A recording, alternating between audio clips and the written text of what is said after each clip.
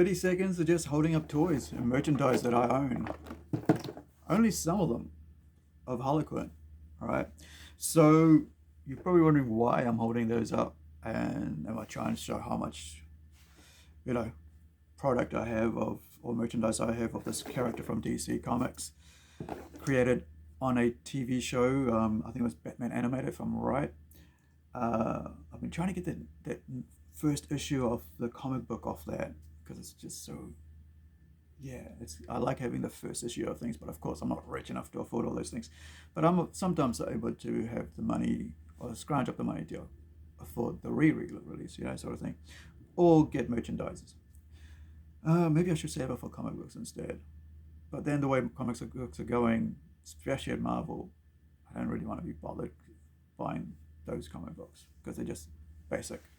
They're not the quality they used to be. The stories aren't as good as they are, and what's on the cover isn't really reflective of what's on the inside. Obviously, in the past, it was the same way, but at least you could say the artwork was just as good as the cover.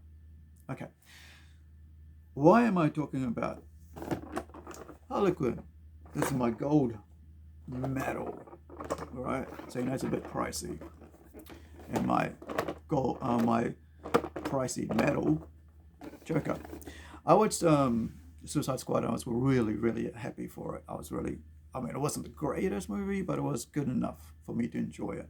And for anybody who didn't know the character to enjoy it. But obviously, everybody knows the character Harley Quinn because you always have cosplayers. Always, doesn't matter where, which kind of event you go to. Everybody knows who Harley Quinn is, and they're always dressing up and either the full Harley Quinn, what is it called, jumpsuits, or the ripped jeans, ripped shirt. I actually have my, Daddy's Little Monster hat because of Harlequin's saying, because I kind of like that because I was a little monster when I was a kid and dad, I'm sure. Yeah, so I kind of wear that in jest for those people who don't know why I wear that hat, because I think it's just a jest. You got to have fun and you got to have a laugh at yourself, and that's what I enjoy about Harlequin. It's kind of like it's just a character, right? Even Joker's just a character, even though he's such a horrible, horrible, horrible, horrible person. And which is why I enjoyed the idea and the storyline of Harley being able to get away from this monster and going on her own, which I was excited for this movie that's coming out, Birds of Prey, which I kind of think should have relayed on the Birds of Prey, which, to be honest, written when Gail Simone and I can't remember who the artist was, and I actually own number 8, which is where of the comic book series where I think it's Tim Drake, can't remember. Anyway, where Robin and Batgirl kiss for the first time. I love it, and I had it signed as well, which is cool. And I've met, I think either Amanda Corner, I know I've met, and Gail Simone, and Jimmy Palmiotti, who are the kind of the trio who always work on Harley Quinn comic books. And I've heard them sign stuff. This is when I first realized that comic book artists and writers would actually come to New Zealand, which is about 2007, is when I really sort of get onto the whole worrying about signing and stuff and being, just really valuing artists and creators and writers of comic books, which I am now, right? I do it myself now. I'll talk about that in another video coming up soon. So the reason I bring this up, and because I brought up the movie, is because I watched the trailers. I was really, really excited to watch the movie because I go out of my way to watch comic book movies at the theater because I just think it's a good way of supporting the creators behind that, right? Because even though I'm not sure how much percentage they get, I know that there is a certain amount of percentage the original creators get. I think it's Paul Dini who came up with it. I'm not sure who the artist was on that for the TV show, and I don't know how much they get every time they do this stuff, every time because I don't know the percentage of that, but I know what my percentage is when I come to, all right, my stuff, because I own basically virtually 100% of what I own, right? So when I'm creating that, so I don't have to worry about giving a cut to somebody else unless I want to. Or if I'm working with when I'm working with a co-artist or co-creator, as I do sometimes, and I have, right. So I understand. I decide how much we're going to work on because the originator, right? And that's why I like the idea of having to own your own stuff. So I should introduce myself. I'm Malfunction from New Zealand. Um, I own my own comic book studio called Plane Studios here in New Zealand. So yeah, like I said, I was quite excited about the movie, and because I thought it was going to be Birds of Prey, right? And check it out. There's a TV series came out in about 2000, early 2000s, which was really good. Very quality wise, it wasn't great, but the stories were good. I enjoyed it. I watched every single episode. It came out about 10 o'clock on a Friday night, so you had to really make sure you got to, you had planned to watch it and stay around home to watch it. Otherwise, it was on and it was gone. That's it. There was no repeats, especially here in New Zealand. All right, so then the trailers really kind of kicked me in the peanuts and the walnuts because I was like, why are they attacking men in general? And again, I'm not a softie. I'm not a big softie. I don't really worry about these things as much. But it put me off going to the movie. So, dear Hollywood, you guys put me off from watching Harley Quin, for Devilish, whatever. Uh, I'm gonna wait for the video on demand or rent it on DVD or whatever. I'm not even, I'm going to spend the extra money you want me to go and watch it at the movies because you don't want me to watch it. You don't want guys like me to watch it. Guys who actually go out and buy the merchandise, buy the comic books, right? Have supported for years, right? Because we don't matter anymore. So, you're worried about male gaze and stuff. If you're still worried about male gaze and stuff, stop dressing her up that way, right? This is the weird thing I don't get. It's like, if you, it's hypocrisy. On the one hand, you're saying, don't look at me, don't look at me, don't look at her like this. It's a fictional character, right?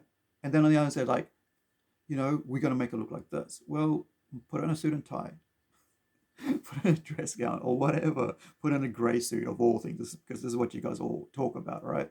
You guys are so in your little box of grayness that you can't have any color and any beauty and anything outside of that. So you want everything to be gray. As an artist, I'm like, I surround myself with color, right? Because color helps me think, color helps me get excited. How to utilize that color, how to utilize patterns, designs into what I'm doing.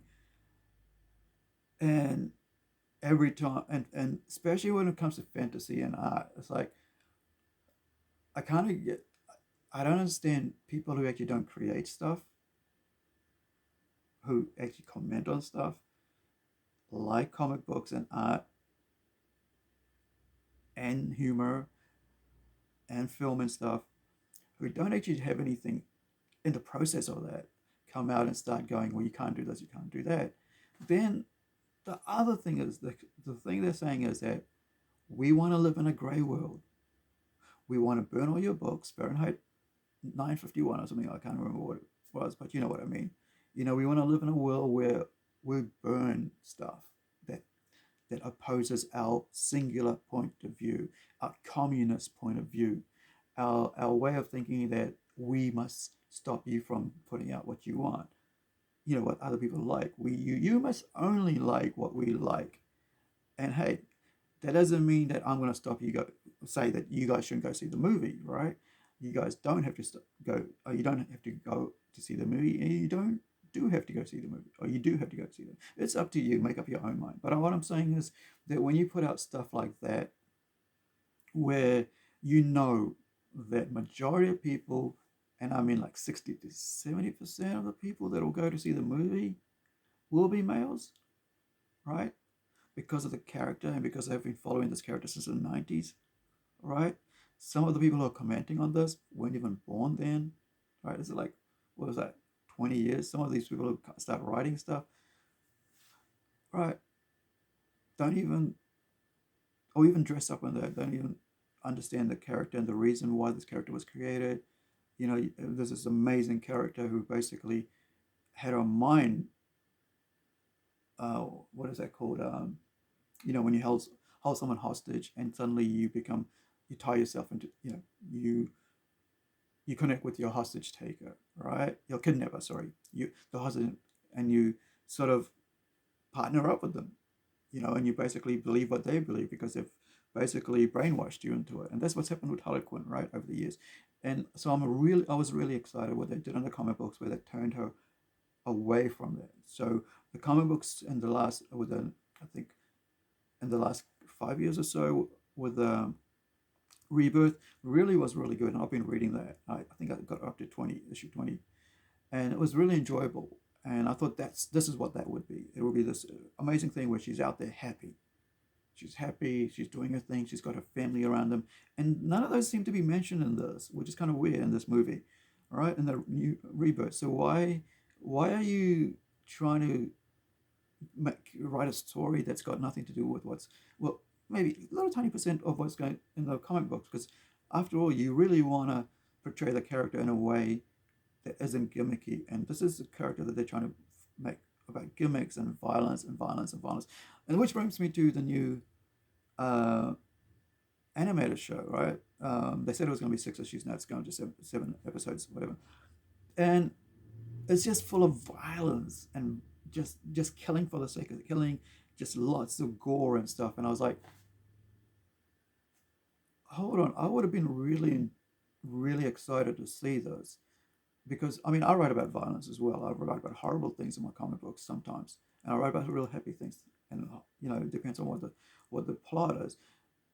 And I was really excited to see her break away from that and be her own person. But no, it's all about gore and violence, and it's like it celebrates gore and violence. It's like it's not about her going, you know what, I'm gonna get away from this monster. I'm gonna go live my own life.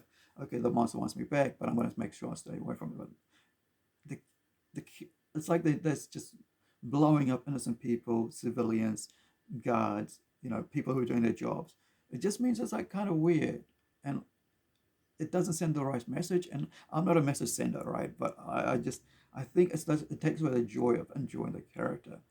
Okay, people who like gore and stuff, I kind of think they're like trying to be between um, Mr. Pickles. There's a show that Dave Stewart has co-created called Mr. Pickles, and then they're trying to be like Mr. Pickles and Rick and Morty. That's the only way I can describe it. Mr. Pickles and Rick and Morty. One's a very violent, gore-filled show, but it's about a horrible thing. And it's horror. It's total, and you know what you expect on Mr. Pickles because that's what it is. It's just a funny, horrible thing. And then you got a really amazing Rick and Morty, and both of them are amazing shows on their own. And then you got Rick and Morty, which is just amazing on its own, and it's got this amazing things, a storyline, right? You guys have seen it.